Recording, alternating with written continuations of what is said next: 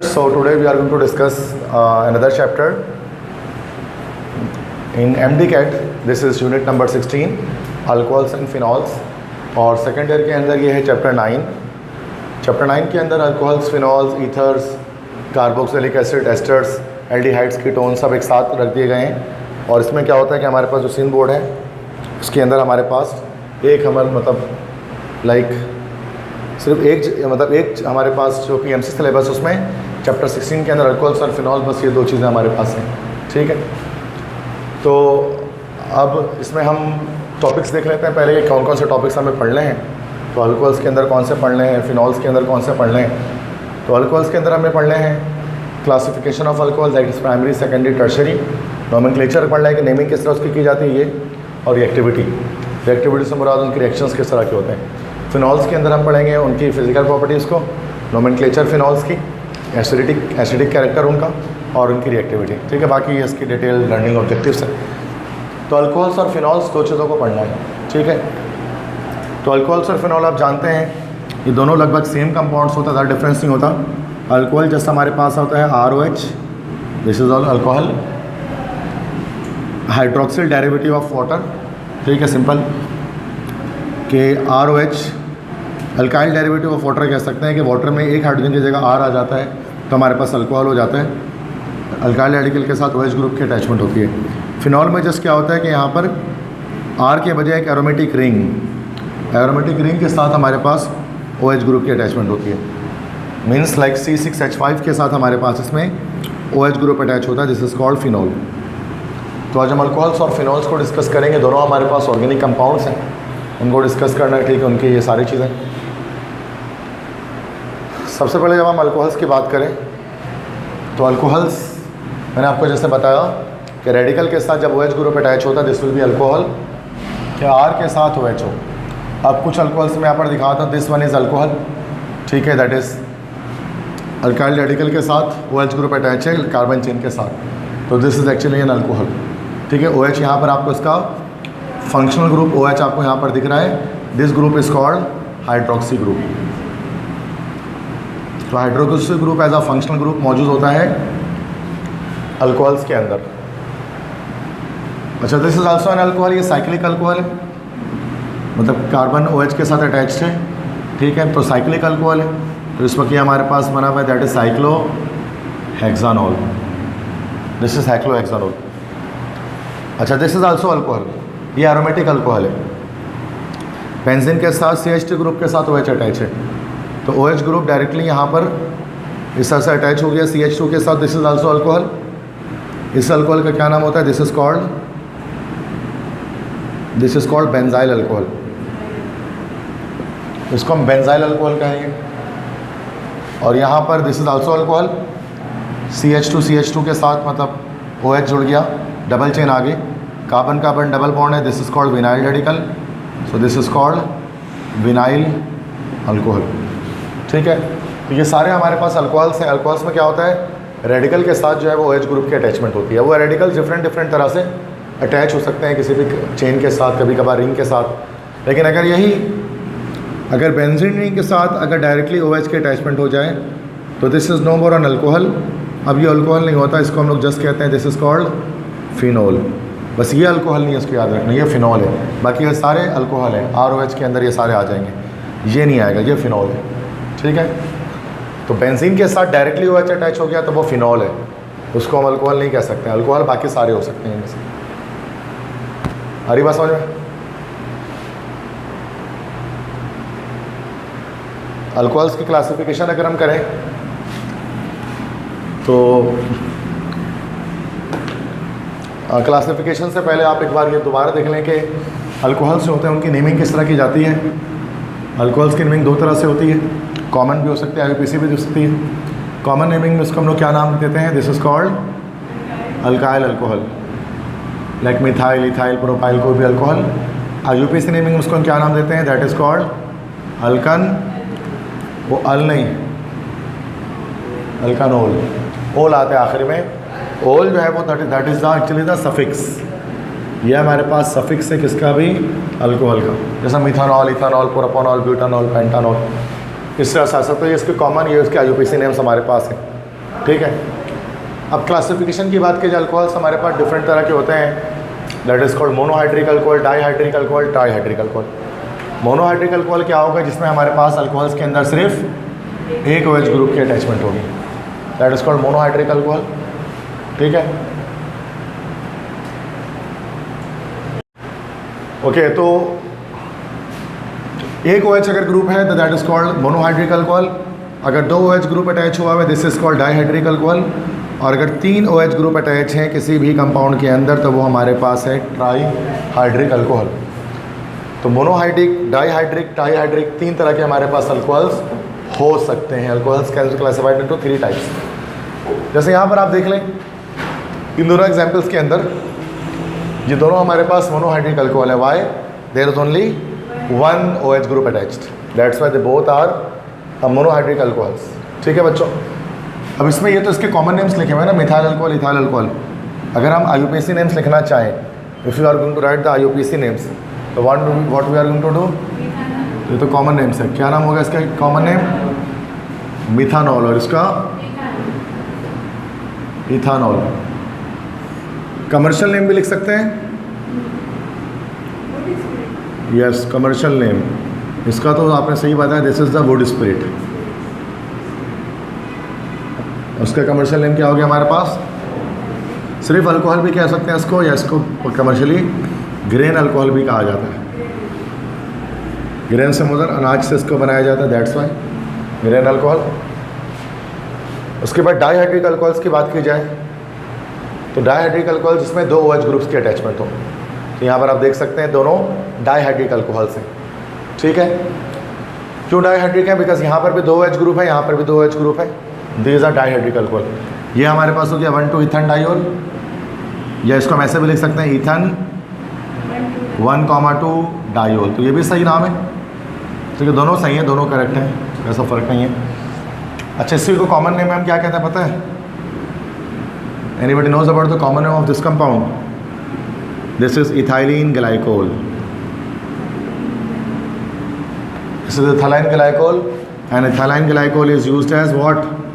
NED में आया था ये, this is used as antifreeze. Antifreeze के तौर पर इसको इस्तेमाल करते हैं। ठीक है, चीज़ों को जमने से रोकता है। And this is also dihydric, this is 1,3 propane diol. अच्छा, अगर हम इस तरह से, ये हमारे पास ग्लाइकोल नहीं है, it is not a glycol, it is not a glycol. Glycol हमारे पास क्या होता है, क्या लेट से अगर आपके पास मान लो कि 3 कार्बन ले लिया और 1 और 2 कंसेक्यूटिव कार्बन पर जब भी OH अटैच होता है, दिस इज कॉल्ड ग्लाइकोल। अब वहाँ पर कंसेक्यूटिव कार्बन पे OH अटैच नहीं है, फर्स्ट और लास्ट पर है। इसमें देखो तो कंसेक्यूटिव पे अटैच है। अब 3 कार्बन है तो इथाइलिन के बजाय उसको हम लोग कहेंगे propylene. This is called propylene glycol. समझ में आ गई? तो ग्लाइकोल याद रखिएगा, ग्लाइकोल उसी वक्त कह सकते हैं डाईहाइड्रिक अल्कोहल्स को अगर कंसेक्यूटिव कार्बन एटम्स पर OH अटैच हो, अदरवाइज वो ग्लाइकोल नहीं है। तो ग्लाइकोल हर वो डाईहाइड्रिक अल्कोहल होता है जिसमें कंसेक्यूटिव कार्बन और OH ग्रुप की अटैचमेंट होती है, that type of compound sir called glycol. अब ट्राईहाइड्रिक अल्कोहल किसे हैं? जिसमें 3 OH ग्रुप की अटैचमेंट होगी, in which there are 3 OH groups attached. Like यहाँ पर देख लें 3 OH ग्रुप की अटैचमेंट है, वहाँ पर देख लें 3 OH ग्रुप की अटैचमेंट है। इसको देखें तो 1 पर, अच्छा ये गलत, 1 2 3 नाम गलत, अच्छा नहीं सही दिया हुआ है 1 2 3 1 2 3 प्रोपन ट्रायोल या प्रोपन 1 2 3 ट्रायोल।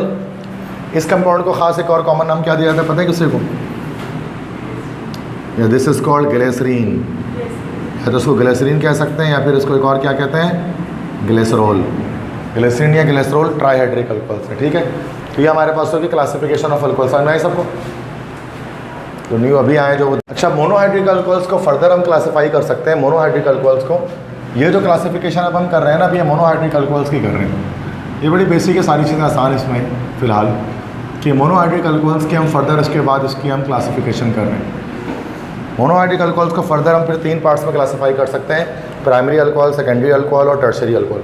या 1 डिग्री, 2 डिग्री, 3 डिग्री, 3 तरह से इसको हम क्लासीफाई फर्दर कर सकते हैं। अच्छा, हमारे पास ये जो मोनोहाइड्रिक अल्कोहल है, ठीक है, this is called primary alcohol. ठीक है, मोनोहाइड्रिक अल्कोहल जो हमारे पास है this is called primary alcohol. इसको PRI भी लिखा जाता है समटाइम्स, और सेकेंडरी अल्कोहल को 2 डिग्री अल्कोहल कहते हैं, this is also known as SEC sec भी इसको लिखा होता है, और टर्शियरी अल्कोहल को TER टर भी लिखा जा सकता है। तो प्राइमरी, सेकेंडरी, टर्शियरी 3 तरह के अल्कोहल्स हमारे पास हैं। प्राइमरी अल्कोहल्स हमारे पास क्या होंगे भाई? ये सारे वो हमारे पास अल्कोहल्स हैं जिनमें अल्फा कार्बन के साथ एक तरफ रेडिकल्स की अटैचमेंट होगी। ठीक है, जैसे यहाँ पर आप देख लो, this is a primary alcohol here, कि यहाँ पर OH ग्रुप की अटैचमेंट हो रही है, this is the functional group. ठीक है, और ये अल्फा कार्बन के एक तरफ रेडिकल अटैच है, this is the primary alcohol. अब ये प्राइमरी अल्कोहल में इसका क्या नाम हो जाएगा? Ethyl alcohol. प्राइमरी अंडरस्टूड होता है, प्राइमरी बताते नहीं है, ज़रूरी नहीं है। जैसे यहाँ पर देख लो, टोटल 3 कार्बन है, this is the functional group, और इसमें अल्फा कार्बन की एक तरफ सिर्फ रेडिकल की अटैचमेंट हो रही है, तो this is also a primary alcohol. ये भी हमारे पास एक प्राइमरी अल्कोहल है, दिस इज़ कॉल्ड, इसको हम प्राइमरी प्रोपाइल अल्कोहल भी कह सकते हैं, एन प्रोपाइल अल्कोहल भी कह सकते हैं, क्योंकि सारे स्टेट कार्बन में आ रहे हैं। अच्छा, अब यहाँ देख लो, सेकेंडरी में देख लो, यहाँ पर this is sec propyl alcohol, secondary propyl alcohol, क्योंकि फंक्शनल ग्रुप ये रहा और अल्फा कार्बन के 2 तरफ रेडिकल अटैच है, सेक प्रोपाइल अल्कोहल। इसी को हम कह सकते हैं, this is also known as isopropyl alcohol. ठीक है, और ये हमारे पास कौन सा है भाई? यहाँ पर टोटल कार्बन 4 हमारे पास है। ठीक है, और अल्फा कार्बन के 2 तरफ रेडिकल है, this is also secondary, this is secondary, और 4 कार्बन टोटल है, तो sec butyl alcohol, secondary butyl alcohol. लेकिन हम इसको आइसोब्यूटाइल अल्कोहल नहीं कह सकते, ये आइसोब्यूटाइल नहीं। आइसोब्यूटाइल होने के लिए क्या होगा? इस CH3 से OH ग्रुप की अटैचमेंट होगी, मैंने आपको बताया था एक बार, ठीक है, याद होगा। तो ये आइसो नहीं, आइसो के लिए सेकंड लास्ट से कार्बन बाहर जाएगा, तो ये सेक ब्यूटाइल अल्कोहल है, या उसको हम 2 ब्यूटानॉल भी कह सकते हैं अगर हम IUPAC में बात करें, तो बात तो वही है। टर्शरी अल्कोहल में क्या होता है? 3 डिग्री, 3 तरफ रेडिकल्स के अटैचमेंट होते हैं, जैसे यहाँ पर देख रहे हैं, अल्फा कार्बन के 3 तरफ रेडिकल्स की अटैचमेंट है, दिस इज कॉल्ड टर्शरी। ठीक है, तो इस कंपाउंड का क्या नाम हो गया फर्दर? कौन सा अल्कोहल है ये? टर्शरी ब्यूटाइल अल्कोहल है ये, this is tertiary butyl alcohol. और टोटल कार्बन इसमें 1 2 3 4 5, तो this is tertiary pentyl alcohol. IUPAC name देना चाहें इसको हम, तो that's 1 2 3 4, this is 2 methyl 2 butanol, ऐसे ही होगा। तो ये हमारे पास मोनोहाइड्रिक अल्कोहल्स को हम फर्दर फिर हम प्राइमरी, सेकेंडरी, टर्शरी इसमें डिवाइड कर सकते हैं, प्राइमरी, सेकेंडरी, टर्शरी में। और प्राइमरी के अंदर फर्दर फिर हमें पता है कि प्राइमरी के अंदर फर्दर हम एन, आइसो और नेओ ये बना सकते हैं। सारे कार्बन चेन के अंदर तो एन, सेकंड लास्ट से एक बाहर हो तो आइसो, सेकंड लास्ट से 2 बाहर हो तो फिर नेओ। बस समझ में आ गया सबको? ये बहुत इंपॉर्टेंट है, ठीक है, एप्टीट्यूड के लास्ट से चाहे NED का टेस्ट दें चाहे डाओ का दें, इसको एक्सप्लेन कर दूँ। ठीक है, बताए तो इसमें देखो 1 कार्ड, देखो मिसाल के तौर पे मैं आपको 3 प्राइमरी अल्कोहल बनाता हूँ। ठीक है, जैसे 5 कार्बन एटम ले लेते हैं, 1 2 3 4 5, OH यहाँ लगा दिया, 1 2 3 4 यहाँ लगाया OH, और एक कार्बन मिथाइल ग्रुप यहाँ लगा दिया। अब देखो 1 2 3 OH यहाँ लगा दिया, एक कार्बन यहाँ लगा दिया। अब देखो ज़रा इसको समझो, ये सारे कार्बन प्राइमरी है, ये पहली बात तो मोनोहाइड्रिक है ये, है ना, मोनोहाइड्रिक से पहले अल्कोहल है ये, क्योंकि OH है, अल्कोहल है, अल्कोहल के बाद मोनोहाइड्रिक है, मोनोहाइड्रिक के बाद प्राइमरी भी है, क्योंकि अल्फा कार्बन के एक ही तरफ रेडिकल अटैच है, और प्राइमरी के बाद सारे कार्बन चेन के अंदर तो N भी है। अब यहाँ देखो, अल्कोहल है, मोनोहाइड्रिक है, प्राइमरी भी है, चूँकि अल्फा कार्बन के एक तरफ रेडिकल अटैच है, बस 2 तरफ नहीं है। लेकिन जब सेकंड लास्ट से देखो, सेकंड लास्ट से कार्बन बाहर जा रहा है, this is iso pentyl alcohol. तो ये हमारे पास हो गया iso pentyl alcohol, iso pentyl alcohol. अब यहाँ पर देख लो, इधर पर अल्कोहल तो है, मोनोहाइड्रिक भी है, एक OH है, अल्फा कार्बन के एक ही तरफ रेडिकल जा रहा है, 2 तरफ तो बाकी हाइड्रोजन लगे हुए, तो ये प्राइमरी भी है। अब प्राइमरी के अंदर सेकंड लास्ट से 2 कार्बन बाहर जा रहे हैं, तो क्या हो गया? ये नेओ हो गया। तो इस कंपाउंड का क्या नाम हो गया जो मैंने यहाँ बनाया? This is neo pentyl alcohol. तो याद रखिएगा हमेशा कि प्राइमरी के अंदर एन, आइसो, नेओ तीनों आते हैं। एक्सेप्शन यहाँ पर 2 जगह पर है कि जो सेक प्रोपाइल होता है ना, वो आइसो प्रोपाइल भी होता है। प्रोपाइल के अंदर सेक और आइसो एक है, क्योंकि सेक अल्फा कार्बन से भी 2 रेडिकल है और सेकंड लास्ट से भी एक बाहर है, इसलिए। और चेन उस तरह की चेन हम सेकंड कार्बन स्ट्रेट बनाएंगे तो बस एक तरह से बाहर जा रहे हैं, इस तरह से कह सकते हैं। चेन तो बन रही है स्ट्रेट के IUPAC क्लास से, कॉमन में हम उस तरह से चेन ड्रॉ नहीं करते, हम स्ट्रेट देख रहे हैं कि स्ट्रेट करने पर एक बाहर जा रहे हैं, ठीक है। तो ये चीज़ें हैं, तो इसको याद रखना है ज़रा कि अल्कोहल्स के अंदर मोनोहाइड्रिक, डाईहाइड्रिक, ट्राईहाइड्रिक, मोनोहाइड्रिक के अंदर प्राइमरी, सेकेंडरी, टर्शरी, और प्राइमरी के अंदर एन आइसोनियो, ठीक है। तो ये कॉमन नेम्स है ना, ये बच्चे गड़बड़ा जाते हैं इसमें, वो मिक्स हो जाते हैं जाके नाम इन सब का आपस में। तो ये चीज़ याद रखो, जो मैंने अभी बताया तो ओके हो जाएगा। नहीं समझ में आया तो रिकॉर्डेड लेक्चर दोबारा देख लेना, समझ में आ जाएगा क्या बता रहा हूँ। इसके बाद हमारे पास reaction of reactivity of alcohols. Alcohols की रिएक्टिविटी पे बात करते हैं, अल्कोहल्स रिएक्शन किस तरह के करते हैं। चलो, अल्कोहल्स हमारे पास 2 तरह की रिएक्टिविटी करते हैं। अल्कोहल्स की रिएक्टिविटी हमारे पास 2 तरह की है। अगर एक न्यूक्लियोफाइल अटैक करेगा अल्कोहल पर तो CO बॉन्ड ब्रेक हो जाएगा और एक कार्बोकेटाइन की फॉर्मेशन होगी। कैसे, ज़रा देख लो। ये हमारे पास अल्कोहल है, इथाइल अल्कोहल। न्यूक्लियोफाइल अटैक करे, न्यूक्लियोफाइल मतलब NU-, किसी कोई भी एसिड है जिस पर नेगेटिव चार्ज है, ठीक है। अब यहाँ से अब आप H+, सॉरी ये OH पूरा माइनस हो जाएगा और ये प्लस हो जाएगा। तो न्यूक्लियोफाइल क्या करेगा, इस प्लस पे अटैक करेगा और ये OH को बाहर निकाल देगा।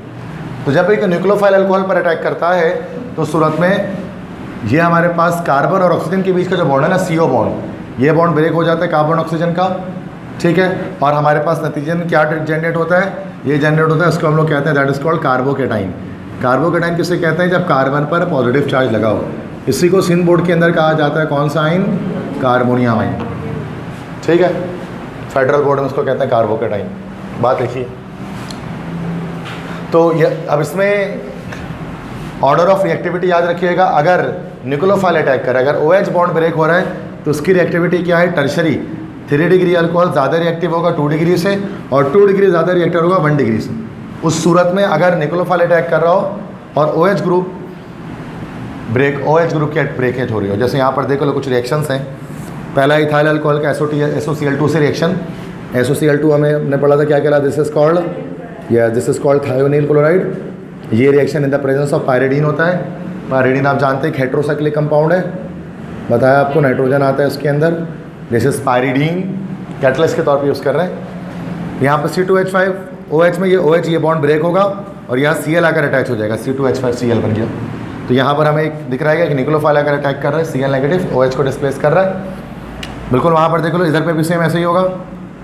इस यहाँ से बॉन्ड ब्रेक होगा, this is plus minus, this is minus plus, और Cl आकर इस पर अटैक कर जाएगा तो C2H5Cl इथाइल क्लोराइड बन जाएगा। इसमें भी यहाँ पे भी CO का बॉन्ड ब्रेक हो रहा है, OH अलग हो रहा है, यहाँ C2H5OH प्लस NH3 अमोनिया के साथ अगर हम इसकी रिएक्शन करेंगे, थोरियम ऑक्साइड इसका कैटलिस्ट है, THO2। अब यहाँ पर अब आप देख सकते हैं कि सेम ऐसे ही हो रहा है कि अमोनिया को HNH2 ऐसे करके ब्रेक कर सकते हैं, plus minus, this is minus plus, plus वाला माइनस से जुड़ा, माइनस वाला प्लस से जुड़ा, तो मिथाइल अमाइन बन गया ये। तो ये सारे वो रिएक्शंस हैं जिनमें,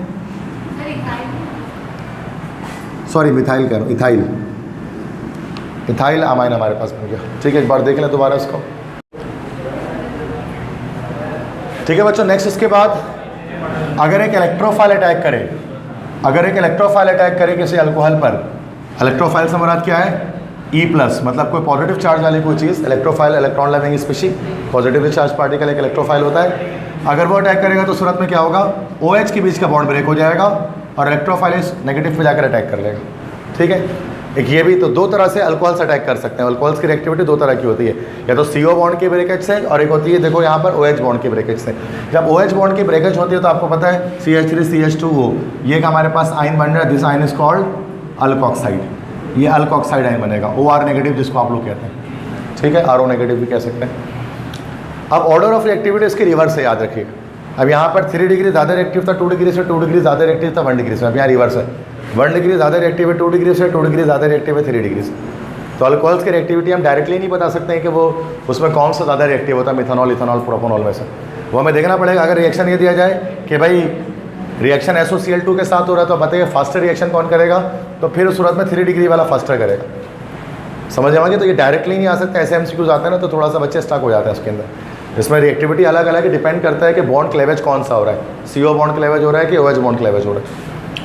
अब रिएक्टिविटी, अब रिएक्शन इसमें देख लो, एक तो इथाइल अल्कोहल के साथ सोडियम का रिएक्शन, ये एसिडिक नेचर टेस्ट हो रहा है। एसिडिक टेस्ट होगा तो प्लस माइनस प्लस, यहाँ अटैक कर देगा, H बाहर आ जाएगा, सॉल्ट बन गया सोडियम इथॉक्साइड, पता है ना भैया, जैसे सोडियम इथॉक्साइड, ये हमारे पास एक सॉल्ट बन गया। सेम इसी तरह से C2H5OH का ग्रिग्नार्ड एजेंट से रिएक्शन कराएंगे तो आपको पता है इसमें फिर ये प्लस और ये माइनस ऐसे ब्रेक हो जाता है और कोई कंपाउंड हमारे पास बन जाता है, अल्केन की फॉर्मेशन हो जाती है, मीथेन बन जाता है। ग्रिग्नार्ड एजेंट का रिएक्शन है। बिल्कुल इस तरह से यहाँ पर इथाइल अल्कोहल का रिएक्शन कराया जा रहा है एसिटिक एसिड के साथ। ये हमारे पास एक खास रिएक्शन है, इसको हम लोग ने क्या नाम दिया था, दैट इज कॉल्ड एस्टरिफिकेशन या फिशर एस्टरिफिकेशन भी इसको हम कहते हैं फेडरल बोर्ड के अंदर। तो एस्टरिफिकेशन में क्या होता है, अल्कोहल्स और कार्बोक्सिलिक एसिड्स का रिएक्शन होता है, रिवर्सिबल रिएक्शन होता है, इन द प्रेजेंस ऑफ एसिड होता है और एस्टर और वाटर बनता है। तो यहाँ पर एस्टर बन रहा है, तो इस सब पे आप देख सकते हैं कि इलेक्ट्रोफाइल जाकर अटैक कर रहा है OH बॉन्ड। ठीक है, इसके अंदर बॉन्ड क्लेवेज मैंने आपको बता दिया कि दो तरह से यहाँ पर हमारे पास हो रही है इसके अंदर। ठीक है, तो CO बॉन्ड क्लेवेज और OH बॉन्ड क्लेवेज। यहाँ पर एस्टरिफिकेशन थी, इसके अंदर भी क्या होता है कि OH बॉन्ड जो है ना कार्बन का, ये यहाँ से हमारे पास रिमूव हो जाता है, तो फाइनली फिर जो है वो हमारे पास एस्टर की फॉर्मेशन हो जाती है। ठीक है, बात समझ में आ गई सबको? एनी प्रॉब्लम इस स्लाइड के अंदर? कोई इशू? कोई इशूज आर देयर? ठीक है, नेक्स्ट सेकंड स्लाइड की तरफ आते हैं। नेक्स्ट हम आते हैं एस्टरिफिकेशन। एस्टर दोबारा से आ गया एस्टरिफिकेशन, ये तो अभी मैंने अभी थोड़ी देर पहले आपको बताया, बल्कि लास्ट यही चल रहा था, रिपीट हो गया है कि एस्टरिफिकेशन में आप जानते हैं कि इथाइल अल्कोहल ले लेंगे, मतलब मिथाइल अल्कोहल लिया, एसिटिक एसिड लिया, यहाँ से ये H ब्रेक होता है, यहाँ से OH निकलता है ना, इधर जुड़ते हैं इधर जुड़ते हैं, तो ये हमारे पास जो है वो डाई मिथाइल एसीटेट हमारे पास ये बन जाएगा और साथ में वाटर बन जाएगा।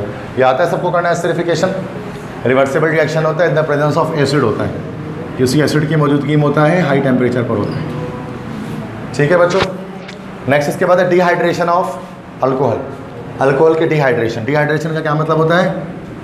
नहीं, नॉट वो डिहाइड्रोजिनेशन होता है, that is removal of water, किसी मॉलिक्यूल से वाटर रिमूव हो रहा है, दैट इज कॉल्ड डिहाइड्रेशन। अब डिहाइड्रेशन करने के लिए हमें यहाँ पर एजेंट्स चाहिए होते हैं, that is called dehydrating agents. अब डिहाइड्रेटिंग एजेंट्स बहुत तरह के हमारे पास होते हैं। सिंध बोर्ड कहती है H2SO4, फेडरल बोर्ड कहती है भाई H3PO4 भी एक डिहाइड्रेटिंग एजेंट है, Al2O3 ये भी एक डिहाइड्रेटिंग एजेंट है, और फॉस्फोरस पेंटाऑक्साइड, ये सारे हमारे पास डिहाइड्रेटिंग एजेंट हैं। ये सारे वाटर मॉलिक्यूल रिमूव कर सकते हैं, फेडरल बोर्ड ये कहती है, सिंध बोर्ड कहती है बस इसके बारे में बताती है। तो जैसे इथेनॉल है, इथेनॉल से अगर हम वाटर को रिमूव करेंगे तो किस तरह से होगा कि जो है ना, एक हमारे पास OH रिमूव हो जाएगा, ठीक है, एक तरफ से OH और एक तरफ से H रिमूव हो जाएगा और डबल बॉन्ड की फॉर्मेशन हो जाएगी, इथीन अल्कीन बन जाएगा। तो अल्कोहल्स की डिहाइड्रेशन से नॉर्मली हमारे पास अल्कीन्स बनते हैं, तो एक पाई बॉन्ड की फॉर्मेशन होती है उसके अंदर, that is dehydration of alcohol. ये तो अच्छा, यहाँ पर जो अल्कोहल यूज़ कर रहे हैं, यहाँ पर जो अल्कोहल यूज़ करेंगे इसमें, इस वक्त जो अल्कोहल यूज़ किया वो 1 मोल इस्तेमाल किया, 1 मोल इस्तेमाल किया, तो हाँ यहाँ पर जो अल्कोहल इस्तेमाल किया उस अल्कोहल में 1 मोल इस्तेमाल किया जा रहा है। अगर ये अल्कोहल की तादाद बढ़ा दी जाए, इसको 2 मोल्स कर दिया जाए, इसको एक्सेस में इस्तेमाल किया जाए, तो प्रोडक्ट हमारे पास चेंज बनेगा। जैसे अगर हम एक्सेस इथेनॉल के, जब अगर हम डिहाइड्रेशन फिर एक्सेस इथेनॉल से मुराद है कि इथेनॉल जब 1 से ज़्यादा, मतलब 2 मोल्स ऑफ इथेनॉल जब आपके पास हों, like you can see here that we have 2 moles, कि हमारे पास 2 मोल्स हैं, तो ये तो मैकेनिज्म है, मैं उसको शॉर्टकट बता रहा हूँ कि C2H5OH अगर 2 मोल्स यूज़ किया जाए, C2H5OH प्लस इसी का मिरर इमेज लगा दो HOC2H5, फिर से आप जो है वो सल्फ्यूरिक एसिड यूज़ करोगे हॉट एंड कंसनट्रेटेड, तो क्या होगा कि यहाँ से एक तरफ से H और एक तरफ से OH की रिमूवल हो जाएगी हमारे पास, और बाकी वाटर रिमूव हो जाएगा और बाकी मॉलिक्यूल जुड़ जाएगा, तो क्या बन जाएगा C2H5OC2H5, तो ईथर बन गया हमारे पास, that is diethyl ether, common name इसको हम कह सकते हैं, दैट्स कॉल्ड डाईइथाइल ईथर, और IUPAC में उसको हम कह सकते हैं अल्कोक्सी अल्केन के लिहाज से इथॉक्सी इथेन। तो ये इसका मतलब कि अगर 1 मोल ऑफ अल्कोहल की जब आप डिहाइड्रेशन करते हो तो फिर आपको अल्कीन मिलता है। अगर 2 मोल्स अगर आप ले लो तो सूरत में आपको ईथर्स की फॉर्मेशन होती है, ईथर मिलता है। ठीक है बच्चों, ये हो गया। अच्छा, एक्सिस-इथेनॉल, इसी को हम लोग, इसी प्रोसेस को हम लोग नाम देते हैं, that is called Williamson ether synthesis. तो यही हमारे पास कहलाता है विलियमसन ईथर सिंथेसिस सिंथबोर्ड के अंदर। ठीक है, नेक्स्ट। अच्छा, ऑक्सीडेशन ऑफ अल्कोहल्स, अल्कोहल्स की ऑक्सीडेशन कर सकते हैं, ये आप सब जानते हैं। अल्कोहल्स की ऑक्सीडेशन हो सकती है जब भी अल्कोहल्स की ऑक्सीडेशन होगी। ठीक है, आप बताओ ऑक्सीडेशन का क्या मतलब होता है? That is addition of oxygen, ये रिमूवल ऑफ हाइड्रोजन या लॉस ऑफ इलेक्ट्रॉन, ये सब मैं आपको बता दूँ, तीनों का मतलब ऑक्सीडेशन है। अल्कोहल्स की जब भी ऑक्सीडेशन की जाएगी तो ये हमें क्या देंगे भाई? कार्बोनाइल कंपाउंड्स देंगे। कार्बोनाइल कंपाउंड्स मतलब एल्डिहाइड्स या कीटोन्स में से कोई एक देंगे। फिर फर्दर जब उनकी ऑक्सीडेशन की जाएगी तो फिर आपको कार्बोक्सिलिक एसिड्स मिलेंगे। ठीक है, दैट सिंपल। अगर आप 1 डिग्री अल्कोहल लेके ऑक्सीडेशन करोगे तो आपको हमेशा एल्डिहाइड मिलेगा। एल्डिहाइड की फर्दर ऑक्सीडेशन से कार्बोक्सिलिक एसिड की फॉर्मेशन होगी। 2 डिग्री अल्कोहल लोगे तो फिर हमें कीटोन मिलेगा, और कीटोन की भी ऑक्सीडेशन से कार्बोक्सिलिक एसिड ही बनता है। और 3 degree alcohol are resistant to oxidation. 3 degree alcohols के अंदर ऑक्सीडेशन नहीं होती because of higher steric hindrance की वजह से। एक्सट्रीम केस पर हो जाती है। अगर एक्सट्रीम केस की बात करें, एब नॉर्मल कंडीशन की बात करें, तो 3 डिग्री अल्कोहल्स ऑक्सीडाइज होते हैं और ऑक्सीडाइज होकर वो अल्कीन की फॉर्मेशन करते हैं। मतलब पंजाब बोर्ड ये आपको बात कहता है, पंजाब बोर्ड की बुक के अंदर के अल्कीन्स की 3 डिग्री अल्कोहल्स की ऑक्सीडेशन पॉसिबल है, बट बहुत रेयर केसेस में, एक एक्सट्रीम केसेस के अंदर वो अल्कीन की फॉर्मेशन देता है। वरना नॉर्मली हम यही कहते हैं सिंध बोर्ड के अंदर के ये ऑक्सीडाइज नहीं होते। 3 degree alcohols can never be oxidized. ठीक है, अभी फर्स्ट ईयर केमिस्ट्री की बुक जो है वो चेंज हुई है, इसमें ना इस साल न्यू बुक आई है, मैंने वीडियो भी इस पर डाली है थी, तो न्यू बुक आई है दैट इज़, और वो बुक जो है उसमें चैप्टर्स भी पढ़े हैं। और सबसे अच्छी चीज़ ये है कि वो टोटल समझ लो फेडरल बोर्ड के सारे टॉपिक्स उसके अंदर डाल दिए गए हैं A to Z। पूरे फेडरल की केमिस्ट्री ये समझ जाओ, वो बस फेडरल की जगह पर सिंध बोर्ड लिख दिया गया उसके अंदर है। इससे बच्चों को बेनिफिट होगा जो आगे जाकर MBBS की तैयारी करेंगे। अभी जो कॉलेज में इनरोल हुए हैं ना बच्चे, उनके लिए आसानी है। ये कि इंटर में भी नंबर उनके कम आएंगे, वो अलग बात है, पासिंग रेशियो कम हो जाएगा, लेकिन आगे जाकर पढ़ने वाले बच्चों का तो कम से कम फ़ायदा होगा। ठीक है, जो हमारे यहाँ तो पढ़ने वाला बच्चा भी डाव में रह जाता है इस MD कैट में, क्योंकि उससे पढ़ा ही नहीं होता वो सब कुछ।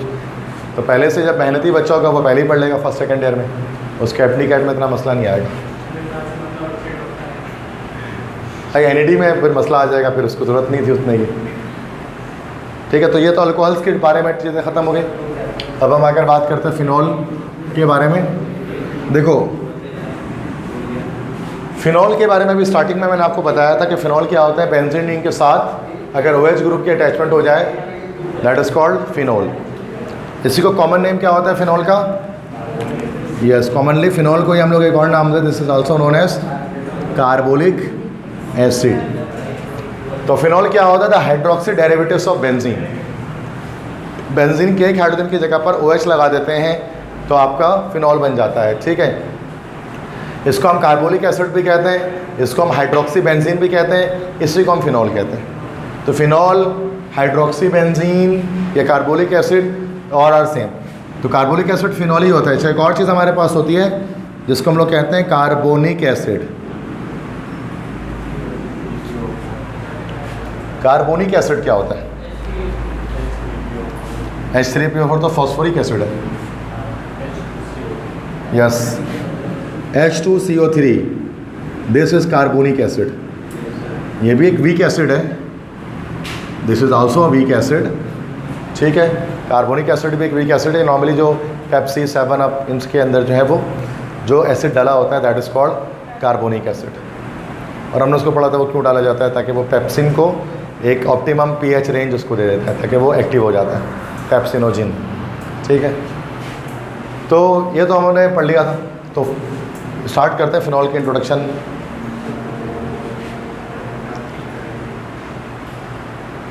तो क्लासिफिकेशन, अगर फिनॉल की क्लासिफिकेशन की बात करें तो फिनॉल भी अल्कोहल्स की तरह 3 टाइप्स के हमारे पास होते हैं, मोनोहाइड्रिक फिनॉल, डाईहाइड्रिक फिनॉल और ट्राईहाइड्रिक फिनॉल।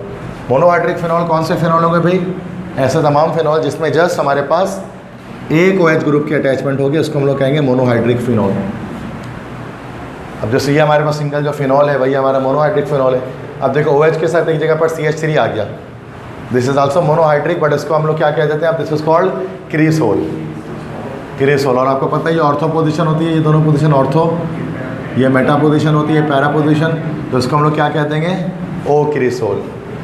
और इस तरह से अगर ये CH3 अगर आपका मेटा पोजीशन पर आ जाए तो M क्रीसोल, और ये CH3 अगर आपका पैरा पोजीशन पर आ जाए तो फिर P क्रीसोल, पैरा क्रीसोल। तो क्रीसोल क्या होता है कि जब OH के साथ CH3 दोनों ग्रुप एक साथ अटैच होते हैं। अब IUPAC नेम्स क्या है इसके, तो IUPAC नेम बना सकते हैं 1 2 नंबरिंग फिर करनी पड़ती है, 1 2 3 4 5 6। 2 पर मिथाइल लगा हुआ है तो 2 methyl phenol, this is 3 methyl phenol, this is 4 methyl phenol. समझ में आगे बात। Monohydric alcohol, dihydric, sorry monohydric phenol. Dihydric phenol क्या होंगे बच्चों, जिसके अंदर 2 OH ग्रुप हमारे पास होंगे, that will be called dihydric phenol. अभी आपके बोर्ड पर डाईहाइड्रिक फिनॉल्स आपको दिख रहे हैं, सब में 2 OH ग्रुप की अटैचमेंट हुई हुई है तीनों स्ट्रक्चर्स के अंदर। अगर 2 ग्रुप इस तरह से अटैच हो 1 और 2 पर, this is called catechol, catechol. और अगर 1 और 3 पर अटैच हो जाए, दिस इज कॉल्ड रिसोर्सिनॉल। और 1 और 4 पर अटैच हो जाए तो वैसे सिंध बोर्ड कहते हैं इसको हाइड्रोक्यूनोन, और फेडरल बोर्ड इसको कहते हैं क्यूनॉल। तो मैं दोनों नाम इसका बता देता हूँ। सिंध बोर्ड के मुताबिक इसको कहा जाता है हाइड्रोक्यूनोन,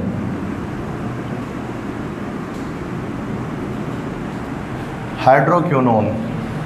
और अब हम सिर्फ क्यूनोल भी सिर्फ कह सकते हैं। अच्छा, अगर हम IUPAC नेम में है, this is 1 2 dihydroxy benzene, 1 3 dihydroxy benzene, 1 4 dihydroxy benzene, इसकी IUPAC नेम्स होंगे। आगे बढ़ता है सबको। नेक्स्ट हमारे पास है ट्राईहाइड्रिक फिनॉल। ट्राईहाइड्रिक फिनॉल क्या होंगे, जिनमें हमारे पास 3 OH ग्रुप की अटैचमेंट होगी, the are known as trihydric phenols. अगर 3 OH ग्रुप अटैच हो जाए, this is called trihydric phenol. जैसे यहाँ पर देखिए 3 OH सिंपली अटैच एक साथ, दिस इज कॉल्ड पायरोगेलॉल, इसको पायरोगेलॉल कहा जाता है। पायरोगेलॉल एक ट्राईहाइड्रिक फिनॉल है, दैट्स 1 2 3 ट्राईहाइड्रोक्सी बेंजीन। अच्छा, 1 2 इधर हो जाए और 3 यहाँ पर आ जाए, अब ये फेडरल बोर्ड के अंदर है ये, दिस इज कॉल्ड हाइड्रोक्सी क्यूनोल, इसको हाइड्रोक्सी क्यूनोल कहेंगे। और अगर इस तरह से अटैचमेंट हो जाए 3 OH ग्रुप की, this is called, that is called phloroglucinol, phloroglucinol. तो ये अलग अलग नाम से, लेकिन भाई फिर ये है कि सिंध बोर्ड के अंदर बस पायरोगेलॉल का नाम होता है। तो NED के जो स्टूडेंट्स हैं बस इसका नाम याद रखें। MD कार्ड जो देने वाले हैं वो बाकी 2 हाइड्रोक्सी क्यूनोल, और इस तरह से जो है वो सेकंड जो है वो फ्लोरोग्लूकिनॉल, ये उसका नाम आप याद रखेंगे, ठीक है। ट्राईहाइड्रो, सही है भाई। ये ट्राईहाइड्रोक्सी फिनॉल्स हैं जिनमें एक ही बेंजीन रिंग के अंदर 3 हमारे पास उसके अटैचमेंट है। अच्छा, फिनॉल इस तरह से भी हो सकते हैं मल्टी कार्बन रिंग में, ऐसे भी हो सकते हैं मल्टीपल कार्बन रिंग्स अगर आ जाएँ। No, this will be called naphthol. तो ये इसको हम ये वाला स्पेसिफिक क्या कहलाएगा, अल्फ़ा नेप्थॉल। अगर इस OH को हटा के यहाँ पर अटैच कर दें, this will be called as beta naphthol. तो नेप्थॉल क्या होता है, नेप्थलीन में जब OH अटैच हो जाता है। तो नेप्थलीन तो आपको पता है 2 बेंजीन रिंग एक साथ अगर फ्यूज़ हो जाए, दिस इज नेप्थलीन। अच्छा, ऐसे ही अगर मैं इस तरह से बता दूं कि अगर 2 बेंजीन रिंग इस तरह से अटैच हो रहे हैं, एक बेंजीन रिंग ये रहा और दूसरा बेंजीन ये एक बॉन्ड के साथ अटैच हो, ये नेप्थलीन नहीं है, फिर ये क्या है पता है किसी को? हाँ, ये पॉसिबल है कंपाउंड, ये note error, this is called biphenyl, इसको बाइफिनाइल कहा जाता है। ये नेप्थलीन है और ये बाइफिनाइल। अगर इस तरह से आ जाए, दिस इज नेप्थलीन, नेप्थलीन, और इस तरह से आ जाए तो दिस इज बाइफिनाइल। दोनों में फ़र्क है बच्चे, एक ही समझते दोनों। केमिकल, अच्छा फिजिकल प्रॉपर्टीज देख लेते हैं फिनॉल की। तो फिनॉल हमारे पास किस तरह का होता है, तो कलरलेस होता है, कोई कलर नहीं होता, देख सकते हैं वाइट है। क्रिस्टलाइन होता है, क्रिस्टलाइन टाइप का सॉलिड होता है। डेलिक्वेसेंट सॉलिड, डेलिक्वेसेंट किसे कहते हैं? डेलिक्वेसेंट का मतलब होता है हाइग्रोस्कोपिक। हाइग्रोस्कोपिक मतलब सेकेंडरी प्रैक्टिकल्स में कुछ सॉल्ट आपने देखेंगे थे, they are hygroscopic. Hygroscopic substance कौन से सब्सटेंस होते हैं? Which absorb moisture from atmosphere. ठीक है, तो हाइग्रोस्कोपिक है ये। हाइग्रोस्कोपिक होने का मतलब ये होता है कि ये एब्जॉर्ब करता है, इट एब्जॉर्ब मॉइस्चर, ये मॉइस्चर एब्जॉर्ब करता है कहाँ से भाई? फ्रॉम एटमॉस्फेयर, एटमॉस्फेयर से। तो इसको डेलिक्विसेंट कहा जाता है या उसी को हाइग्रोस्कोपिक कहा जाता है।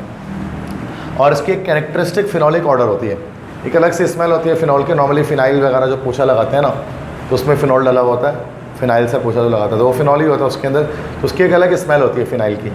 तो वो एक अलग ऑर्डर है फिनाइल की स्मेल, तो कैरेक्टरिस्टिक ऑर्डर होती है वो, फिनॉलिक ऑर्डर उसको कहा जाता है। ठीक है, नॉर्मली कभी ऐसा फिनाइल से मॉपिंग होती है ना, हाँ नहीं, तो ये तो आपको डिज़ोल्व किया हुआ मिलता है ना, आपको सॉलिड में नहीं मिलता। फिनाइल की गोलियाँ, ये फिनाइल की गोलियाँ कहलाती हैं, ये फिनाइल की गोली ही कहलाती है। तो ये सॉलिड स्टेट में होता है, बाकी इसको लिक्विफाई किया जा सकता है, उसको डिज़ोल्व हम कर सकते हैं। काफ़ी कड़वी मतलब फिनाइल होती है, काफ़ी कड़वा खाता तो कोई नहीं है इसको, एकदम टॉक्सिक होता है ये, समझ लो जहरीला होता है लगभग, इसको खाता वाता कोई नहीं है। ठीक है, तो उसके बारे में गालिब ने एक शेर लिखा था, मिर्ज़ा गालिब ने, फ़िनॉल के बारे में। मिर्ज़ा गालिब कहते हैं कि ये इश्क नहीं आसा बस इतना समझ लीजिए, ये इश्क नहीं आसा बस इतना समझ लीजिए, एक फ़िनाइल की गोली है और चूस कर खानी है। मतलब फ़िनाइल की गोली जो है ना, ये तो बहुत कड़वी होती है, ये इंसान मरने पे आया था, इतना ज़्यादा इसका कड़वा टेस्ट होता है। अरे ये मैंने बनाया, ये गालिब उन्होंने बनाया, उसे बोला थी आग आग के दरिया है और डूब के जाना। अब मैं कोई सीरियस बात तो तुमको पता है क्लास में करूँगा नहीं मैं। अच्छा, मिर्ज़ा इब्राहिम तो है, मिर्ज़ा गालिब भी है। अच्छा ओके, तो बॉइलिंग पॉइंट की बात की जाए तो मेल्टिंग पॉइंट जो होती है वो 41 डिग्री सेंटीग्रेड है, और बॉइलिंग पॉइंट याद रख लें दैट इज़ 182 डिग्री सेंटीग्रेड पर ये बॉयल हो जाता है। तो बॉइलिंग पॉइंट और मेल्टिंग पॉइंट भी फिजिकल प्रॉपर्टी से याद कर सकते हैं आप, इसका मेल्टिंग पॉइंट क्या है, बॉइलिंग पॉइंट क्या है फिनॉल का। उसके बाद सॉल्युबिलिटी की जब बात की जाती है तो स्पैरिंगली सॉल्युबल होता है किसमें? लो टेम्परेचर पे, लेकिन हॉट वाटर के अंदर कम्प्लीटली सॉल्युबल होता है। अगर हम टेस्ट ट्यूब ले लें, उसमें नॉर्मल पानी नॉर्मल टेम्परेचर पानी उसमें फिनॉल डालेंगे ना, तो फिनॉल हल नहीं होगा, प्रिसिपिटेशन कर लेगा। लेकिन यही अगर हम एक हॉट वाटर में 68.5 डिग्री मतलब हाई टेम्परेचर पे जब हम फिनॉल को ऐड करेंगे तो क्या होगा? फिनॉल पूरा का पूरा जो है उसके अंदर वो डिज़ोल्व हो जाएगा। यस, तो वो डिज़ोल्व ही रहेगा उस सूरत में, फिर एवोपरेट हो जाएगा फिर फाइनली। ठीक है, तो याद रखिए कि फिनॉल पानी में डिज़ोल्व होता है, लेकिन हाई टेम्परेचर पर ज़्यादा सॉल्युबिलिटी है, लो टेम्परेचर पर सॉल्युबिलिटी कम होती है उसकी। और डिटॉल वगैरह आ गया उसके अंदर, फिनाइल वगैरह। तो फिनाइल पॉइजनस होता है, जहरीला होता है, जैसे मैंने बताया। यूज्ड एज डिसइंफेक्टेंट, इन्फेक्शंस को ख़त्म करने के लिए इस्तेमाल किया जाता है, डिसइंफेक्टेंट के तौर पर इस्तेमाल किया जाता है हॉस्पिटल्स में, और इसके अलावा वॉशरूम्स वगैरह में भी इस्तेमाल करते हैं। कोरोना में भी डिटॉल का बड़ा इस्तेमाल है, डिटॉल बड़ा शॉर्ट चल रहा था, ब्लैक में भी चल रहा था, ब्लैक में।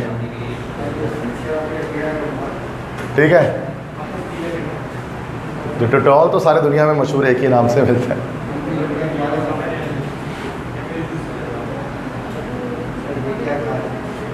अब आ जाओ उसके बाद कि acidic nature of phenol, phenol के एसिडिक नेचर की बात कर रहे हैं। देखो फिनॉल जो है वो एसिडिक नेचर का होता है, फिनॉल की एसिडिटी है, फिनॉल एसिडिक होता है।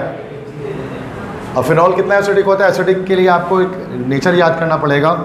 याद रखें जो कार्बोक्सिलिक एसिड होता है RCOOH, it is more acidic then phenol, and phenol is more acidic then water, and water is more acidic then alcohol. ये एसिडिटी मैं आपको हमेशा बताता हूँ कि याद रखना पड़ेगा MD कैट के लिए, MBBS का जो टेस्ट देने वाले हैं, कि ये जो एसिडिटी ऑर्डर है, this is the order of acidity, ये एसिडिटी ऑर्डर। तो एसिडिक एसिड सबसे ज़्यादा एसिडिक है इसमें, अल्कोहल इसके अंदर लीस्ट एसिडिक है। अच्छा, अल्कोहल से फिनॉल से ज़्यादा एसिडिक हमारे पास कार्बोक्सिलिक एसिड है।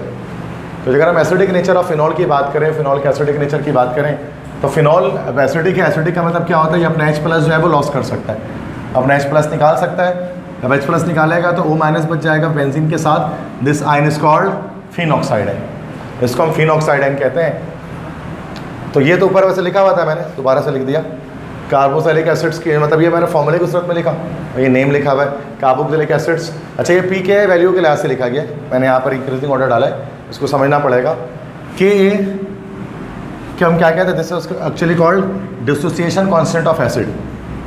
के हमारे पास है डिसोसिएशन कांस्टेंट, ये मतलब है एसिड्स का, सबके अलग अलग वैल्यू है। इसकी 10 की पावर -5 है, इसकी -10 है, इसकी -16 है, इसकी -16 to -18 अलग है, ठीक है। तो इसका मतलब ये हुआ कि ये सब इसकी pKa वैल्यू है, कितना ज़्यादा ये डिसोसिएट हो रहा है अपने आइंस के अंदर, ठीक है। इसकी वैल्यू सबसे बड़ी है, सबसे ज़्यादा डिसोसिएट हो रहा है, उसकी वैल्यू सबसे कम है, वो सबसे कम डिसोसिएट हो रहा है। डिसोसिएशन कांस्टेंट ये कहलाता है हमारे पास pKa। और याद रखें, जो सबसे ज़्यादा डिसोसिएट होता है वो सबसे ज़्यादा स्ट्रॉन्ग होता है, ठीक है। सबसे ज़्यादा डिसोसिएशन इसकी हो रही है, सबसे ज़्यादा स्ट्रॉन्ग ये, सबसे कम डिसोसिएट ये हो रहा है अपने आइंस के अंदर वैल्यू के लिहाज से, pKa वैल्यू के लिहाज से, तो ये सबसे कह लो कि सबसे ज़्यादा लीस्ट एसिडिक हमारे पास है। इसी तरह से pKa जिसको हम लोग सिंध बोर्ड के अंदर pH कह रहे होते हैं, सिंपल pKa वही चीज़ है। अब इसका pH लोगे तो 5 आ जाएगा, ठीक है। इस तरह से pKa वैल्यू है तो इसका 5 आ जाएगा, इसका 10 आ जाएगा, इसका 16 आ जाएगा, इसका 16 to 18 कुछ भी आ जाएगा। तो pH आपको पता है, pH के बारे में pKa वैल्यू या pH value is inversely proportional to acidic strength, है ना भाई। जितना ज़्यादा pH होगा उतना कम एसिडिक स्ट्रेंथ है, जितना कम pH होगा उतनी ज़्यादा एसिडिटी है ना। 1 और 2 पर आपको पता है स्ट्रॉन्ग एसिड्स होते हैं pH स्केल के अंदर, और 6 में 5 में वीक एसिड्स हमारे पास आते हैं। तो यहाँ पर देखो 5 है, 10 है, फिर आगे बढ़ रहे हैं, यहाँ पर 5 आ रहा है यहाँ पर, तो उसका मतलब सबसे हमारे पास स्ट्रॉन्ग हमारे पास एसिड होगा कार्बोक्सिलिक। अब है क्यों है वो स्ट्रॉन्ग, ये थोड़ा इसकी डिटेल भी हम डिस्कस कर लेते हैं। देखो ये अल्कोहल हमारे पास है, ये हमारे पास कार्बोक्सिलिक एसिड है, ये हमारे पास फिनॉल है। कार्बोक्सिलिक एसिड हमारे पास जो है ना, जब ब्रेक इस तरह से होता है कि हमारे पास इस तरह से RCO अलग हो जाता है, H+ अलग हो जाता है, ये हमारे पास जो आइन बनता है दिस इज कॉल्ड कार्बोक्साइलेट आइन, एक कार्बोक्साइलेट आइन बनता है। अब यहाँ पर इसमें एक रेजोनेंस पाई जाती है, इसके 2 रेजोनेटिंग स्ट्रक्चर्स हमारे पास पॉसिबल होते हैं, मतलब ये पाई बॉन्ड इधर पे ही मूव कर सकता है और इधर पे भी नेगेटिव चार्ज इस ऑक्सीजन पे भी आ जाता है, इस ऑक्सीजन पे भी आ सकता है। एक तो ये होता है और एक ये हो सकता है RCO negative double bond carbon, तो ये ऑक्सीजन सॉरी। अब देखो नेगेटिव चार्ज इधर पे भी जनरेट होता है, इधर पे भी जनरेट हो रहा है, तो नेगेटिव चार्ज की मूवमेंट हो रही है।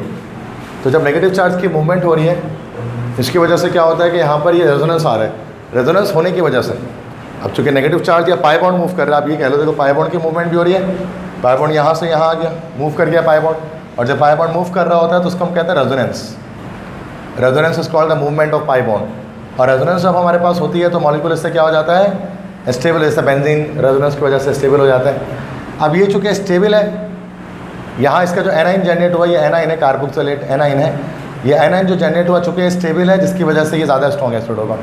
जो ज़्यादा स्टेबल होता है ना, तो क्या होता है कि वो ज़्यादा H+ आइन जनरेट कर रहे होते हैं। अब इसी के मुकाबले में अगर आप यहाँ अल्कोहल को देख लो, अल्कोहल में क्या होता है, ROH होता है ना, तो यहाँ से ये H+ निकल गया, RO अल्कोक्साइड आइन जिसको हम कहते हैं, अल्कोक्साइड आइन आ गया हमारे पास।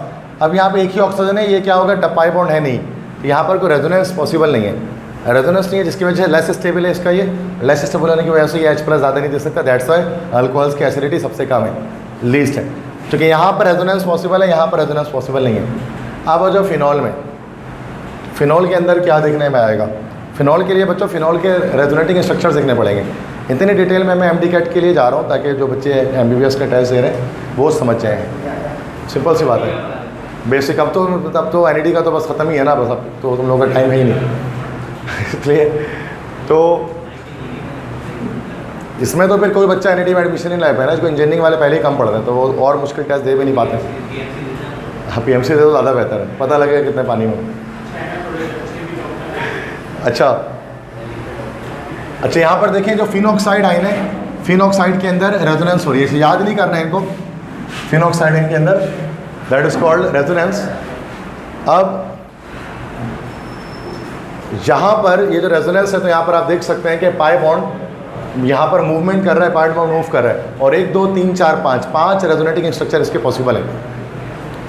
अब इसमें ऑक्सीजन पर नेगेटिव चार्ज 2 जगह पर हमारे पास आ रहा है, लेकिन यहाँ बेंजीन रिंग के अंदर नेगेटिव चार्ज भी घूम रहा है, और जब बेंजीन रिंग के अंदर नेगेटिव चार्ज आ जाता है ना तो वो बेंजीन रिंग को अनस्टेबल कर देता है, और ओवरऑल जो एनाइन होता है ना वो अनस्टेबल हो जाता है, जिसकी वजह से फिनॉल, अगरचे फिनॉल के अंदर भी रेजोनेंस है कार्बोक्सिलिक एसिड की तरह, मॉलिक्यूल बॉन्ड घूम रहा है, अगर आप देख रहे हो बॉन्ड घूमते हुए दिख रहा होगा, लेकिन यहाँ पर चूंकि बेंजीन रिंग के अंदर नेगेटिव चार्ज आ रहा है, जिसकी वजह से ये जो एनाइन है ना वो अनस्टेबल हो जा रहा है। अनस्टेबल से मराद उस कार्बोक्सिलिक एसिड से कम स्टेबल हो जा रहा है, इस वजह से इसकी एसिडिटी थोड़ी कम हो गई है। दैट्स वाई फिनॉल ज़्यादा एसिडिक नहीं होते, कार्बोक्सिलिक एसिड ज़्यादा एसिडिक होते हैं। बात समझ में आ रही है क्या बता रहा हूँ? ये बहुत डिटेल एडवांस ऑर्गेनिक केमिस्ट्री में आपको बता रहा हूँ यहाँ पर कि क्या रीज़न है इसके पीछे। किप्स की बुक वगैरह उठाओगे ना, ये सब भरा रहता है उसके अंदर, तो बच्चे पे परेशान होते हैं, सर ये किप्स समझ में नहीं आता, पता नहीं हम हमारे सिंध बोर्ड के लिहाज से, तो उसमें हम ये सब पढ़ते ही नहीं है सिंध बोर्ड के अंदर, दैट्स हमें पता नहीं होता। ठीक है, तो इसको याद रखिए कि फिनॉक्साइडाइन क्यों लेस स्टेबल है, इसलिए अच्छा फिर भी अल्कोहल से ज़्यादा स्टेबल है, क्यों? बिकॉज रेजोनेंस तो हो रही है ना कुछ इसके अंदर, बट कार्बोक्सिलिक एसिड से कम स्टेबल है, तो यहाँ बेंजीन पे नेगेटिव चार्ज जनरेट हो जाता है। सही है बच्चों? इसके बाद नेक्स्ट हमारे पास है that is called phenol. Reaction दिखा रहे हैं फिनॉल का NaOH से करा रहे हैं, that is acidic nature show कर रहे हैं। फिनॉल एसिडिक नेचर का है और NaOH क्या है बच्चों? एक बेस है। This is an acid and this is a base. Acid और बेस जब साथ में रिएक्शन करते हैं तो they are going to produce salt and water. Since is an acid तो it is showing H plus OH minus Na plus और OH minus, तो यहाँ जुड़ेगा, ये यहाँ जुड़ेगा, सही है। तो फिनॉक्साइड के साथ सोडियम आ जाएगा, this is sodium phenoxide. Sodium phenoxide कैसा सॉल्ट है बच्चों? This is an aromatic salt. ठीक है जी। तो यहाँ पर एसिड और बेस ने रिएक्शन किया, सॉल्ट और वाटर बना। देखा जाए तो हम ये कह सकते हैं यहाँ पर जो रिएक्शन हुई, this is called neutralization. The reaction in which acid and react both react together to form salt and water, that reaction is called neutralization। ठीक है। नेक्स्ट इसके बाद जो हमारे पास रिएक्शन लिखा हुआ है, this is actually reduction of phenol. Phenol के रिडक्शन करेंगे और रिडक्शन से मुराद यहाँ पर क्या है? रिडक्शन से मुराद यहाँ पर है that is the removal of oxygen, oxygen की रिमूवल। तो जब ऑक्सीजन रिमूव होगा तो यहाँ से क्या होगा? जिंक जो है ना ऑक्सीजन खींच लेगा, जिंक ऑक्साइड अलग हो जाएगा और हमारे पास क्या चीज़ फॉर्म हो जाएगी? बेंजीन। तो बेंजीन आप जानते हैं हमेशा फिनॉल की रिडक्शन से बनती है, और इसमें जिंक के हम ना पाउडर इस्तेमाल करते हैं, तो जिंक डस्ट उसको कहा जाता है। पीसा हुआ जिंक होता है, जिंक डस्ट उसको हम कहते हैं। ठीक है बच्चों, एक मिनट वेट कर। ठीक है, आगे बढ़ते हैं। ये एक एडिशन रिएक्शन है फिनॉल की। तो फिनॉल में जब हाइड्रोजन के रिएक्शन कराएंगे निकल कैटालिस्ट के प्रेजेंस में, सारे पाई बॉन्ड टूटेंगे और हर जगह पर क्या होगा? दो दो हाइड्रोजन जाकर, मतलब टोटल हर जगह पर पहले से एक हाइड्रोजन होंगे, एक और आ जाएंगे। ठीक है, तो हमारे पास ये बन जाएगा साइक्लोहेक्सानोल। बेंजीन के साथ यही काम करते हैं तो साइक्लोहेक्सेन बनता है, तो फिनॉल के साथ करोगे तो साइक्लोहेक्सानोल बन जाएगा। इसको इतना बड़ा स्ट्रक्चर है, इसको इतनी टेंशन के बजाय लिखना है तो बस ये लिख दो, बात तो वही है। साइक्लोहेक्सानोल ही है ना ये, तो बात तो वही लिखी हुई है वहाँ। वो खोल तभी इसलिए क्या करते हैं, कभी भी ना रिंग साइकिल को ब्रेक नहीं करता, वरना अजीब सा स्ट्रक्चर लग रहा होता है, मकड़ी का जाला टाइप का। तो दैट्स वाई हम उसको इसी तरह लिख लेते हैं चुपचाप से, सिंपल साइक्लोहेक्सानोल। मतलब रिंग डिस्ट्रॉय हो जाएगा बस ये बेंजीन का। ये एडिशन रिएक्शन है ना बच्चों, एडिशन हो गई, पाई बॉन्ड टूटा है। पता है ये सारे कॉन्सेप्ट आते हैं सबको? अच्छा, ये रिएक्शन हम यहाँ पर कर रहे हैं ब्रोमीन वाटर से। ब्रोमीन वाटर से रिएक्शन करा रहे हैं। This is Br2NH2O, so this is called bromine water. Bromine water से फिनॉल के रिएक्शन हो जाता है, लेकिन आपको पता है यही रिएक्शन बेंजीन नहीं करता। ये अगर आप बेंजीन लेंगे ना और बेंजीन का रिएक्शन Br2 और H2O से कराएंगे बच्चों, तो रिएक्शन बेंजीन नहीं करेगा। बेंजीन इसलिए नहीं करेगा कि फिनॉल हमारे पास जो है, phenol is more reactive while benzene is, while this benzene, this is less reactive. Why?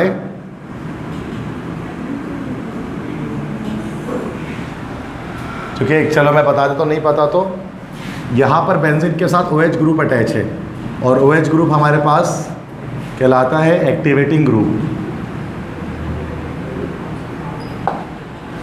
ये एक्टिवेटिंग ग्रुप हमारे पास कहलाता है। एक्टिवेटिंग ग्रुप है, डीएक्टिवेटिंग ग्रुप, दो तरह के ग्रुप्स होते हैं।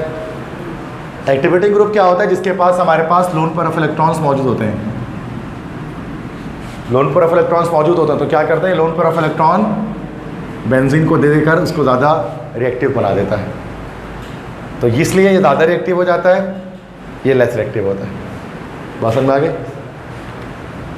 अब इसी के बरक्स अगर कोई और हमारे पास हो तो कुछ होते हैं ऐसे भी होते हैं जो इलेक्ट्रॉन पे खींच लेते हैं, वो और ज़्यादा लेस रिएक्टिव बना देते हैं बेंजीन को। जैसे डीएक्टिवेटिंग ग्रुप जिसको हम कहते हैं, लेट्स से कि जब बेंजीन लिया और बेंजीन के साथ अगर Cl लगा दो, क्लोरीन लगा लो, अब Cl ज़्यादा इलेक्ट्रॉन नेगेटिव है तो क्या करता है, बजाय इलेक्ट्रॉन पेयर लेने के इलेक्ट्रॉन पेयर खींच लेता है। इलेक्ट्रॉन पेयर खींच के बेंजीन को, सॉरी इसको क्लोरोबेंजीन, और बेंजीन से भी ज़्यादा लेस रिएक्टिव हो जाता है। तो इन तीनों में अगर देखा जाए तो most reactive this one and least reactive is chlorobenzene. ठीक है, बेसिक कॉन्सेप्ट दे रहा था। तो फिनॉल रिएक्शन कर सकता है ब्रोमीन वाटर के साथ, तो क्या होगा, अब चूँकि अब आपको पता है जो एक्टिवेटिंग ग्रुप होते हैं वो हमारे पास कौन से डायरेक्टर होते हैं, ऑर्थो पैरा डायरेक्टर।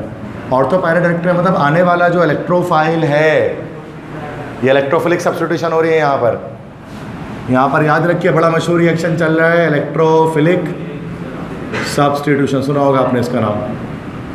एक इलेक्ट्रोफाइल आकर सब्स्टिट्यूट करेगा, तो यहाँ इलेक्ट्रोफाइल क्या हमारे पास है, Br+3।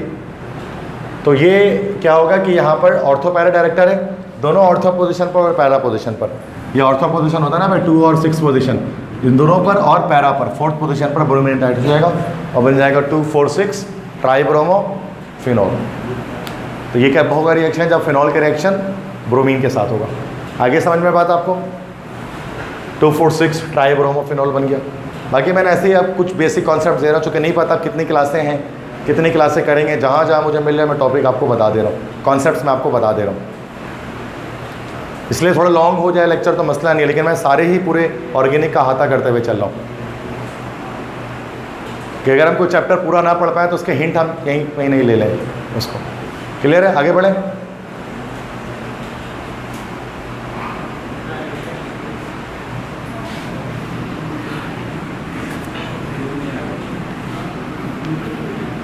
नेक्स्ट इसके बाद ये एक और इलेक्ट्रोफिलिक सब्स्टिट्यूशन रिएक्शन है। इसमें किस नाइट्रेशन कर रहे हैं फिनॉल की। नाइट्रेशन करने के लिए हम क्या यूज़ करते हैं, नाइट्रिक एसिड यूज़ करते हैं और सल्फ्यूरिक एसिड भी इस्तेमाल करते हैं, दोनों का मिक्सचर होता है। तो नाइट्रिक एसिड भी होता है, सल्फ्यूरिक एसिड भी होता है। अच्छा बच्चों, ये रिएक्शन है टेम्परेचर डिपेंडेंट। लो टेम्परेचर पे अलग रिएक्शन होगा, हाई टेम्परेचर पे रिएक्शन अलग होगा। लो टेम्परेचर पे क्या होगा, फिनॉल में अब आपको पता है नाइट्रिक एसिड और ये दोनों मिलकर हमें एक इलेक्ट्रोफाइल देते हैं। इलेक्ट्रोफाइल क्या होता है बच्चों, NO2+। कौन सा आइन कहलाता है ये हमारे पास, दिस इज कॉल्ड नाइट्रोनियम आइन। नाइट्रोनियम आइन, ये नाइट्रोनियम आइन क्या करेगा, चूंकि ऑर्थो पैरा डायरेक्टर है, ऑर्थो और पैरा पोजीशन पर लग जाएगा, O नाइट्रोफिनॉल बन जाएगा और P नाइट्रोफिनॉल बन जाएगा, बना। ठीक है, यही टेम्परेचर हाई कर दो तो क्या होगा, एक ही मॉलिक्यूल में ऑर्थो और पैरा दोनों पर NO2 ग्रुप अटैच हो जाएगा। देखो दोनों ऑर्थो पर NO2 अटैच हो गया, पैरा पर अटैच हो गया, बन गया 2,4,6 ट्राईनाइट्रोफिनॉल। NAD में आया था ये। इसी को कॉमनली हम क्या कहते हैं, कॉमनली इसको हम लोग क्या कहते हैं, this is called picric acid. और पिक्रिक एसिड किस काम के लिए इस्तेमाल किया जाता है, दिस इज एन एक्सप्लोजिव, धमाका खेज मवाद है ये, सही है, बॉम्ब वगैरह में इस्तेमाल करते हैं पिक्रिक एसिड। तो हाई टेम्परेचर, पिकनिक नहीं है, पिक्रिक है ये, पिकनिक एसिड नहीं है ये, पिकनिक में लेकर नहीं जाते हैं इसको। हाँ नहीं समझ में आया, मिलता का बैंड केमिकल है भाई, एक्सप्लोजिव्स बैंड होते हैं सारे, ऐसे नहीं मिलते, ब्लैक में मंगवाने पड़ते हैं। हाँ किसको उड़ाना है,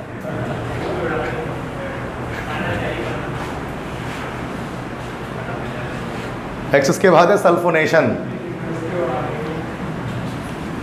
सल्फोनेशन ऑफ फिनॉल, फिनॉल की सल्फोनेशन बहुत सिंपल है।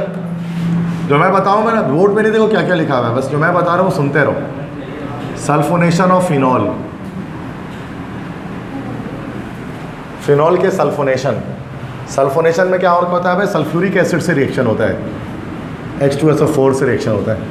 अब ये H2SO4 क्या करता है, हमें एक H2SO4 होता है और SO3, दो चीज़ होती हैं, इन दोनों के साथ रिएक्शन होता है और ये हमें निकाल कर देता है SO3H+ आइन।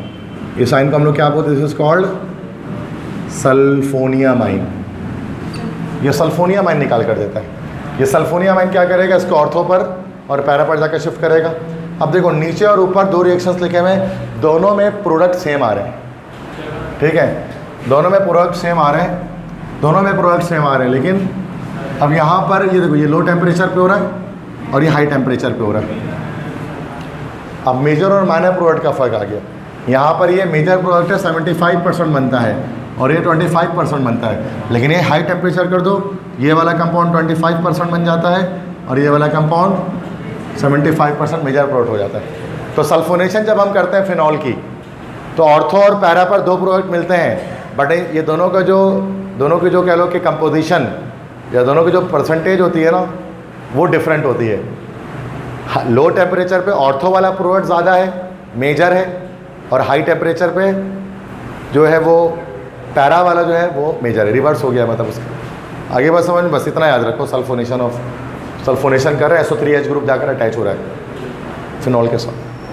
क्लियर है बच्चों, बात समझ में आ गई?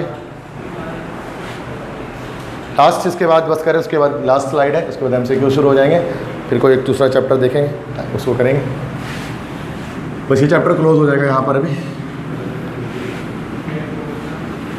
अल्कोहल्स और फिनॉल्स के बीच डिफरेंस, लास्ट PMC सिलेबस के अंदर ये टॉपिक है कि difference between phenols and alcohol.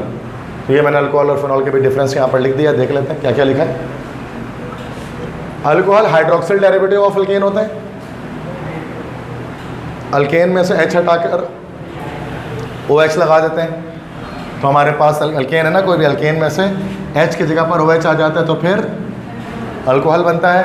जबकि फिनॉल क्या होता है, हाइड्रोक्सिल डेरिवेटिव ऑफ बेंजीन। पता है ये पॉइंट, डिटेल तो नहीं जाओ उसकी।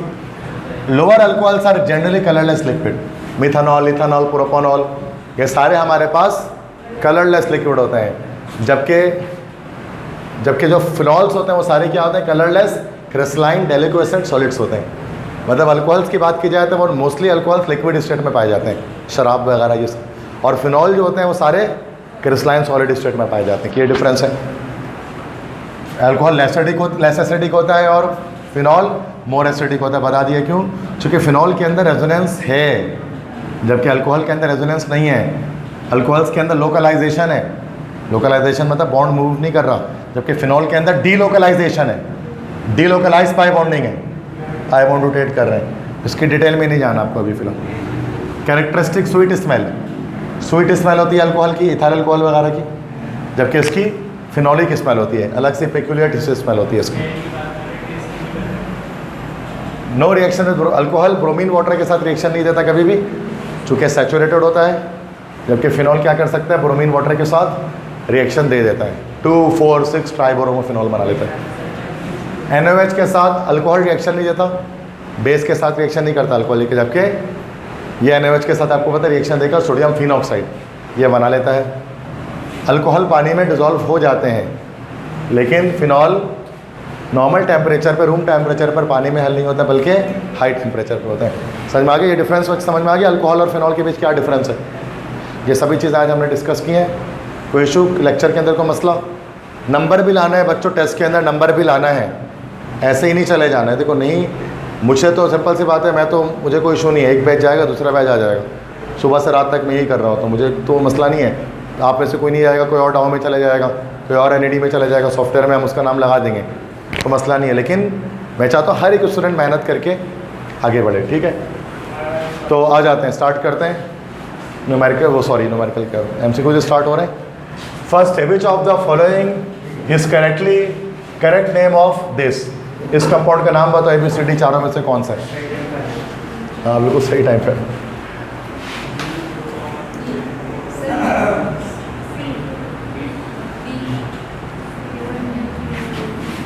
देख लेते हैं, दिस इज 1 2 3 4 2 ब्यूटीन 1 ओल, बी होगा ना, 2 ब्यूटीन 1 ओल, सही है। चूँकि फंक्शनल ग्रुप से नंबरिंग करेंगे, इथाइल ग्लाइकोल क्या होता है? डाईहाइड्रिक होता है। ग्लाइकोल का मैंने बता दिया क्या चीज़ होती है, अभी क्लास लेक्चर के स्टार्ट में यही बात चल रही थी। Which alcohol will learn from the which alcohol will form 3 hydrogen bonds in water? कौन किस अल्कोहल के अंदर 3 हाइड्रोजन बॉन्ड पाए जाएंगे?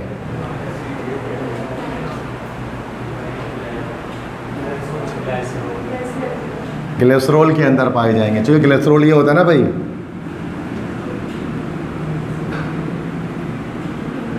तो आपको 3 जगह पर 1 2 3 3 जगहों पर आप देख सकते हैं कि हाइड्रोजन बॉन्डिंग इसके अंदर होगी। सही। In glycerol how many hydroxyl groups are present? तो ऊपर बना दिया मैंने 3। Which enzyme is used to convert sucrose into glucose and fructose? अच्छा देखो, इसको थोड़ा सा मैं बता दूं, पता है वैसे आपको, गलत बता रहे हो, सब गलत बता रहे हो। मैं बता रहा हूँ ये फेडरल बोर्ड के लिहाज से इन्वर्टेज है और कराची बोर्ड के लिहाज से सकरेज है। इसको मैं समझा देता हूँ, सबर सबर, I will make you understand. देखो फर्मेंटेशन, ये मैंने प्रोसेस, ये है नहीं पीएमसी सिलेबस के अंदर, बट एनईडी के लिए करा दे रहा हूँ, पीएमसी में नहीं है ये। फर्मेंटेशन, फर्मेंटेशन में क्या होता है? फर्मेंटेशन एक ऐसा प्रोसेस है, एक बायो केमिकल प्रोसेस है, एक बायोकेमिकल प्रोसेस है जो किसके प्रेजेंस में होता है? इन द प्रेजेंस ऑफ एंजाइम्स होता है। और एंजाइम्स क्या होते हैं बच्चों? एंजाइम्स होते हैं बायो कैटलिस्ट, जो बायोकेमिकल रिएक्शंस को फास्ट करते हैं। फर्मेंटेशन, अब फर्मेंटेशन में क्या होता है? एक बायोकेमिकल प्रोसेस है जिसके अंदर कोई भी जो कार्बोहाइड्रेट है ना, कार्बोहाइड्रेट वो किस में कन्वर्ट होता है? अल्कोहल्स के अंदर, इन द प्रेजेंस ऑफ ईस्ट तो नहीं कह सकते, अभी एंजाइम कह लेते हैं, एंजाइम्स के प्रेजेंस में। और अल्कोहल बनता है नॉर्मली, शराब जो होता है उसी प्रोसेस से, फर्मेंटेशन से बनाया जाता है। अब 2 चीज़ों की फर्मेंटेशन हम कर सकते हैं, एक हम करते हैं स्टार्च की सिंध बोर्ड के अंदर, और एक हम लोग करते हैं मोलेसिस की। आया भी था ये पेपर में, स्टार्च और मोलेसिस 2 चीज़ों की जा सकती है। स्टार्च एक हमारे पास ओलिगोसैकेराइड कार्बोहाइड्रेट है। स्टार्च का फॉर्मूला होता है C6H10O5, और एक पॉलीमर होता है ओलिगोसैकेराइड, सॉरी पॉलीसैकेराइड कार्बोहाइड्रेट। ठीक है। सबसे पहले क्या होता है कि इसको हम लोग, इसमें हम लोग डालते हैं माल्ट। माल्ट क्या होता है? माल्ट होता है जर्मिनेटेड बार्ले। जर्मिनेटेड बार्ले होता है जौ, सड़ा हुआ जौ होता है, जर्मिनेटेड बार्ले, वो माल्ट उसको कहते हैं, लेमन माल्ट अगर आपने सुना होगा। ठीक है, तो जर्मिनेटेड बार्ले होता है। बार्ले के अंदर जर्मिनेटेड बार्ले जो माल्ट होता है उसके अंदर से एक एंजाइम निकलता है जिसको हम लोग बोलते हैं डायास्टेज। एज आता है आखिर में एंजाइम्स के नाम में, डायास्टेज। ये डायास्टेज क्या करता है? ये इसको C6H10O5 इसको कन्वर्ट कर देता है C12H22O11 में, और उसको बना देता है माल्टोज बना देते हैं। फिर ये C12H22O11, फिर ये C6H22O11, ये फर्दर इसके अंदर फिर हम क्या कर डालते हैं? दूसरा सब एक माइक्रो ऑर्गेनिज्म डालते हैं, ईस्ट क्या करता है? ईस्ट के अंदर से फिर निकलता है माल्टेज, क्योंकि माल्टेज जो माल्टोज पे अटैक करता है। माल्टेज क्या करता है? उसको कन्वर्ट कर देता है, फिर फर्दर 2 सिंपल उसमें C6H12O6 में कन्वर्ट कर देता है। दिस इज ग्लूकोज के 2 यूनिट्स में कन्वर्ट कर देता है। फिर फाइनली क्या होता है कि ईस्ट के अंदर से एक और एंजाइम निकलता है। ईस्ट हमारे पास एक आखिरी एंजाइम निकालता है जिसका नाम होता है जाइमेस। ये आया था एनईडी के टेस्ट में, जाइमेस। ये जाइमेस क्या करता है? इस ग्लूकोज को कन्वर्ट कर देता है इथाइल अल्कोहल या इथानॉल में। और शुरू में इस लोग जो इथाइल अल्कोहल यहाँ पर बनता है, this is rectified spirit. Rectified spirit 95% हमारे पास प्योर होती है, 92 से 95%। फिर रेक्टिफाइड स्पिरिट की फर्दर हम उसको और जो है वो उसको प्योरीफाई करते हैं कैल्शियम ऑक्साइड डालकर उसके अंदर, और वो हमारा बन जाता है एब्सोल्यूट अल्कोहल। 99.9 या 100% प्योर अल्कोहल होता है। और उसी अगर अल्कोहल के अंदर अगर हम मिथानॉल मिला दें, एक्स्ट्रा ऐड कर दें मिथाइल अल्कोहल, तो फिर ये बन जाता है मिथाइलेटेड स्पिरिट या फिर डीनेचर्ड अल्कोहल, जो अनफिट फॉर ड्रिंकिंग होता है। ये सब चीज़ें सिंध बोर्ड के अंदर आपको पता होना चाहिए। ठीक है, रेक्टिफाइड स्पिरिट क्या है, एब्सोल्यूट अल्कोहल क्या है, मिथाइलेटेड स्पिरिट किसे कहते हैं। तो rectified spirit 95% pure, absolute alcohol 100% pure, calcium oxide add करके बना रहे हैं, तो वाटर को रिमूव कर रहे हैं उसके अंदर से रेक्टिफाइड स्पिरिट में से। और मिथाइलेटेड स्पिरिट क्या है कि जब मिथानॉल ऐड किया जा रहा है इथेनॉल के अंदर तो उसको टॉक्सिक बना दिया जा रहा है, अनफिट फॉर ड्रिंकिंग बना दिया जा रहा है, this is called methylated spirit या फिर डीनेचर्ड अल्कोहल। सही है। अच्छा, मोलेसिस क्या होता है? नॉन क्रिस्टलाइन केन शुगर, मतलब शुगर मिल्क के अंदर जो गन्ने का जो रस होता है जो क्रिस्टलाइज नहीं हो पाता वो मोलेसिस कहलाता है। मोलेसिस भी हमारे पास ये होता है C12H22O11, सक्रोज होता है असल में ये। अब इसके अंदर डायरेक्ट ईस्ट डालते हैं, ईस्ट एक एंजाइम निकालते हैं जिसका नाम है सक्रेज। इसी को फेडरल बोर्ड में लिखा जाता है इन्वर्टेज। बात एक ही है, MD कैट का टेस्ट होगा तो इन्वर्टेज लिखेंगे उसमें, और NED का टेस्ट होगा तो उसमें हम लिखेंगे सक्रेज। ठीक है। तो ये इन्वर्टेज या सक्रेज क्या करता है, इसको 2 यूनिट्स मोनोसेकेराइड के ब्रेक कर देता है। ओलिगोसेकेराइड से मोनोसेकेराइड जाता है C6H12O6, ये बन जाता है हमारे पास ग्लूकोज, और ये इसका आइसोमर फ्रक्टोज। फिर ग्लूकोज फ्रक्टोज पे क्या होता है, जाइमेस एक्ट करता है ईस्ट का और उसको इथेनॉल कन्वर्जन कर देता है। ठीक है। थोड़ा सा फर्मेंटेशन मैंने आपको रिव्यू दे दिया फर्मेंटेशन का, सारी बात समझो। तो यहाँ पर कहा गया कि वो कौन सा एंजाइम है जो क्या कर रहा है, which convert sucrose into glucose and fructose. तो ये दोनों है, सक्रेज भी हो सकता है, इन्वर्टेज भी हो सकता है। आगे बात समझ में? ठीक है। तो सही कह रहे थे। बाकी जो है ना, ये जो डायस्टेज है, डायस्टेज तो स्टार्च को कन्वर्ट करता है इसमें माल्टोस में, ये तो माल्ट के अंदर होता है डायस्टेज।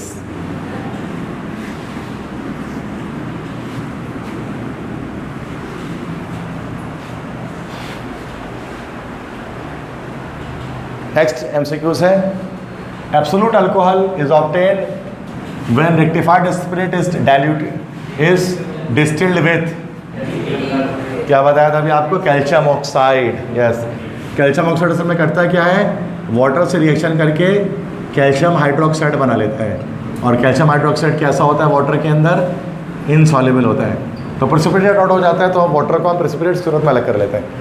तो इस तरह से 95% प्योर अल्कोहल को 100% एब्सोल्यूट अल्कोहल में, प्योर अल्कोहल में कन्वर्ट किया जाता है। ठीक है। Enzyme maltase helps the hydrolysis of, maltase किसकी हाइड्रोलिसिस में मदद देता है, माल्टोस की हाइड्रोलिसिस में मदद देगा, maltose to glucose, B option. Ethanol is denatured by addition of 10% methanol to make it unfit for drinking, is called methylated spirit, B option. ठीक है। If an electrophile attacks alcohol which bond will break, देखो electrophile मतलब E+ attack कर रहा है, तो कौन सा बॉन्ड ब्रेक होगा ROH के बीच में, ठीक है ना, ये इस तरह से माइनस O और H के बीच का बॉन्ड, यस ठीक है, प्लस माइनस यहाँ अटैक करेगा तो O और H का बॉन्ड ब्रेक होगा, तो कौन सा ऑप्शन हो गया, C ऑप्शन हमारा करेक्ट हो गया। सही हो बच्चों, या ये इलेक्ट्रोफाइल निक्लोफाइल देख कर बताने कहाँ पर अटैक होगा। नेक्स्ट MCQs है, which is the correct order of reactivity of alcohol with ZnCl2 and HCl, zinc chloride and HCl, ये फर्स्ट वाला है, मतलब जिसमें यस टर्शरी ज़्यादा रिएक्टिव है सेकेंडरी से, सेकेंडरी ज़्यादा रिएक्टिव है, तो कौन सा हो गया ऑर्डर ऑफ रिएक्टिविटी, टर्शरी ज़्यादा सेकेंडरी से, सेकेंडरी ज़्यादा प्राइमरी से।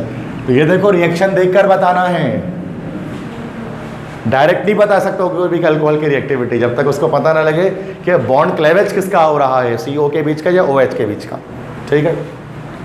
विच of the following is not considered to closer to water in structure, कौन सा वाटर के स्ट्रक्चर की तरह नहीं होता, वाटर की तरह जिसका स्ट्रक्चर नहीं है, किसका इन चारों में से, देखो वाटर होता है HOH, अल्कोहल का स्ट्रक्चर है ROH, इथर के स्ट्रक्चर है ROR, फिनॉल का स्ट्रक्चर है C6H5OH, एल्डिहाइड का स्ट्रक्चर है CRC डबल बॉन्ड OH। इसमें किसका स्ट्रक्चर वाटर की तरह नहीं लग रहा आपको, एल्डिहाइड का नहीं लग रहा सिंपल, बाकी सारे एंगुलर बेंड टाइप के स्ट्रक्चर बनाएंगे ना, 2 सिग्मा बॉन्ड सब में, लेकिन यहाँ पर डी वाहिद है एल्डिहाइड जो हमारा अलग पाई बॉन्ड जिसके अंदर आया हुआ है, तो उसका वाटर की तरह स्ट्रक्चर नहीं है।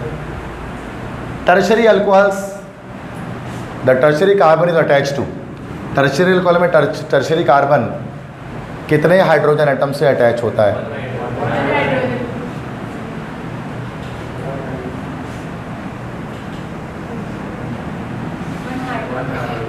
A B C D, 1 hydrogen atom, D होना चाहिए। क्या हो गया भाई, OH C CH3 CH3 CH3 है ना tertiary hydrogen, tertiary alcohol. Tertiary alcohol में दिस इज अल्फा कार्बन, ये हमारा कहलाएगा टर्शरी कार्बन। कितने हाइड्रोजन से अटैच है ये? किसी भी हाइड्रोजन से अटैच नहीं है ये, है किसी हाइड्रोजन से अटैच ये? देख लो, ऐसा नहीं कि सर ये CH3 हाइड्रोजन से अटैच है, ऐसा तो नहीं है कुछ। ओके, लेकिन एक हाइड्रोक्सिल ग्रुप से अटैच है, that's why D option correct, 1 hydroxyl group. सही है। Next, which of the following is not used for denaturing of alcohol? Denaturing of alcohol के लिए क्या इस्तेमाल नहीं कर सकते? Pyridine, methyl alcohol, acetone, carbon tetrachloride. Denaturing चाहिए तो फेडरल बोर्ड से आ गया हमारे पास, पता है किसी को आंसर इसका?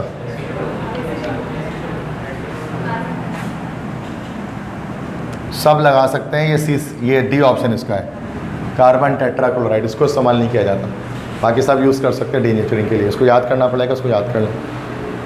ये मैंने लेक्चर में नहीं पढ़ा है, डायरेक्ट MCQs में आ गया। इसको भी देख लो। Optimum temperature for fermentation is, पता है फर्मेंटेशन के लिए ऑप्टिमम टेम्परेचर क्या होता है? अरे तुक्का मार लगा रहे हो, ये पढ़ा है किसी ने भी पढ़ा आज तक? MD कैट वालों ने को फेडरल की बुक कभी खोली है? आज तक नहीं खोली जिंदगी में। 50 to 80 डिग्री, डी ऑप्शन, ये टेम्परेचर होता है। सी भी है ना, तो बस COD दोनों। हाँ, तो नंबर फ्री में मिलेंगे NED में। NED में तो नंबर ऐसे मिल जाते हैं, गलत है MCQs पर। The final product of fermentation of molasses is, final product क्या मिलेगा? Ethanol and carbon dioxide, CO2 जो है वो बाहर निकलता है और ऐसा फील हो रहा था सोल्यूशन बॉयल हो रहा है। फर्मेंटेशन तब इसको कहते हैं, फर्मेंट से निकला है। 1 प्रोपोनॉल और 2 प्रोपोनॉल कैन बी डिस्टिंग्विश्ड बाय, 1 प्रोपोनॉल और 2 प्रोपोनॉल को किस तरह डिस्टिंग्विश कर सकते हैं, थोड़ा समझ लेना इसको। Lucas test. देखो 1 प्रोपोनॉल हमारे पास 1 डिग्री है, 2 प्रोपोनॉल हमारे पास 2 डिग्री है, तो एक लुकास टेस्ट हमारे पास होता है, लुकास रिएजेंट टेस्ट। ये पंजाब बोर्ड से है, ठीक है, बट PMC सिलेबस के अंदर नहीं है। ऐसे ही बता दे रहा हूँ कि उसको कि लुकास टेस्ट एक टेस्ट होता है जिस टेस्ट को प्राइमरी, सेकेंडरी और टर्शरी अल्कोहल्स के बीच फ़र्क करने के लिए हम उसको करते हैं। बस सिलेबस में नहीं है इसलिए मैं नहीं बता रहा डिटेल, ना NED में आएगा ना उसमें आएगा, MD कैट में, जस्ट फॉर नॉलेज बताते रहो। Next, the compound which undergoes dehydration most readily, dehydration सबसे फास्ट वेपर कौन कर सकता है? अच्छा, डिहाइड्रेशन हो रही है, ठीक है, मतलब डिहाइड्रेशन यहाँ पर अगर हम कर रहे हैं तो याद रखो प्राइमरी ज़्यादा फास्टर करेगा, सेकेंडरी ज़्यादा फास्टर करेगा, टर्शरी। अच्छा, डिहाइड्रेशन में OH रिमूव हो रहा है ना, अब OH रिमूव कर रहा है, सॉरी, तो फर्स्ट वाला है ना ये टर्शरी ज़्यादा फास्टर करेगा, सॉरी। टर्शरी ढूंढ लो कौन सा है? डी है tertiary, B tertiary, yes, B option correct होगा, क्योंकि ये OH रिमूव हो रहा है इसके अंदर ना, तो इसके लिए ये टर्शरी ज़्यादा रिएक्टिव हो गया। Dehydration produces products of alcohol की डिहाइड्रेशन से क्या बनता है? नॉर्मल कंडीशन पे करें तो अल्कीन ही बनता है। Which alcohol is most reactive towards sodium metal? दूसरा वाला ना, सोडियम मेटल मतलब H निकलेगा, HOH बॉन्ड की क्लेयर H, इसका मतलब सबसे ज़्यादा रिएक्टिव होगा यहाँ पर प्राइमरी से भी समझना CH3OH अगर आ जाए तो, CH3OH नहीं है तो प्राइमरी ढूंढ लो कोई भी, yes, N propyl alcohol, B option. The boiling point of alcohols are dash than corresponding alkanes.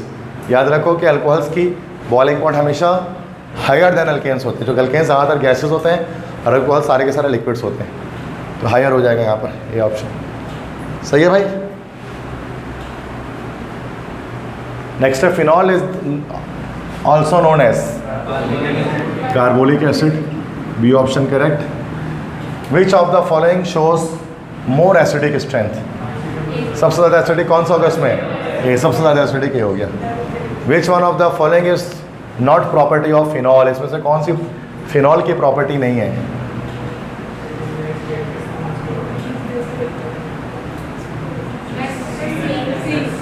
ये तो है, it is insoluble in water, it is weaker than, सही है, it is poisonous yes C, it is less active to nucleophile.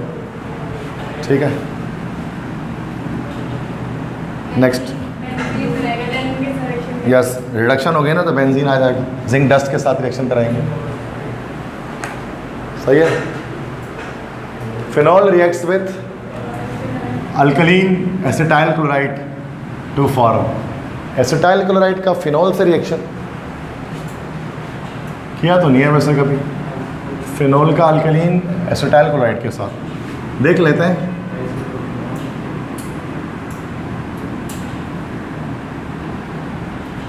ये ना acetyl chloride, मान लेते हैं कि उसका नेचर हमारा एसिडिक निकल रहा है। ठीक है, तो प्लस माइनस माइनस प्लस, इधर जोड़ो इधर जोड़ दो, तो ये हमारे पास बेंजीन रिंग आया और बेंजीन रिंग के साथ oxygen, carbon double bond oxygen CH3। Yes, तो इस तरह का स्ट्रक्चर बना। Ortho hydroxy acetophenone phenyl acetate, ये this is phenyl, this is acetate, B option होगा। सर पढ़ा नहीं था मैंने, रिएक्शन कभी भी पहली बार देख रहा हूँ, बट रिएक्शन करने से पता लग जाता है कि थोड़ा सा मैकेनिज्म आता है, थोड़ा क्या रिएक्शन कर लिया तो चलो ये बन रहा है फिनाइल एसीटेट। ठीक है, ठीक है। अब phenol reacts with alkaline, alkalis मतलब क्या होता है बच्चों, बेस, बेस मतलब NaOH, तो क्या बनाएगा बेस से रिएक्शन करके, सॉल्ट बनाएगा, एरोमेटिक सॉल्ट बनाएगा, बताया था अभी, सोडियम फिनॉक्साइड। फिनॉल क्या है भाई, कलरलेस में से। ठीक है, which of the following is not the property of phenol, नहीं चेंज है। फिनॉल कलरलेस होता है, क्रिस्टलाइन सॉलिड भी होता है, sparingly soluble in water, less soluble. हाँ, तो रूम टेम्परेचर की बात करेंगे तो all are properties of phenol. सही है।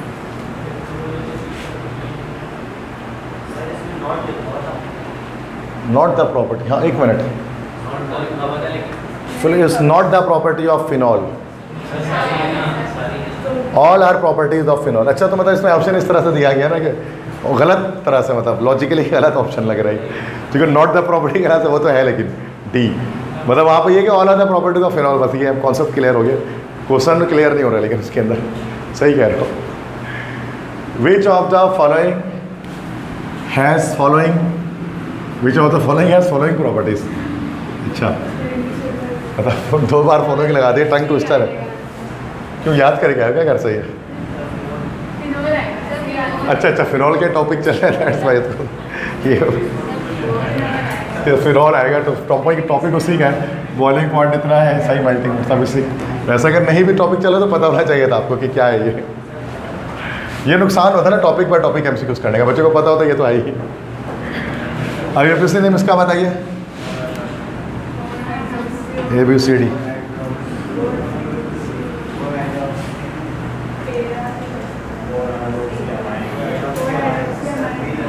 देखो भाई, इसमें सबसे पहले ये देखना है, तो कुछ भी तुक्का नहीं मारो, this is the functional group and this is also a functional group. अब टॉप प्रायोरिटी इसके लिए किसको है, हाइड्रोक्सी को प्रायोरिटी है, तो दैट इज 1 2 3 4 5 6, इसका नाम आखिर में जाएगा फिनॉल, तो क्या लिखेंगे 4 अमाइनो फिनॉल, सी ऑप्शन। मर्जी से किसी को भी 1 नहीं दे देंगे, यहाँ पर प्रायोरिटी लिस्ट होती है उसके लिहाज से देखते हैं। अल्कोहल्स की प्रायोरिटी ज़्यादा है अमाइनो से, लिस्ट होती है पूरी नोमेनक्लेचर के अंदर, आपने देखा होगा। ठीक है, तो ये हमारा हो गया chapter complete, alcohols and phenol.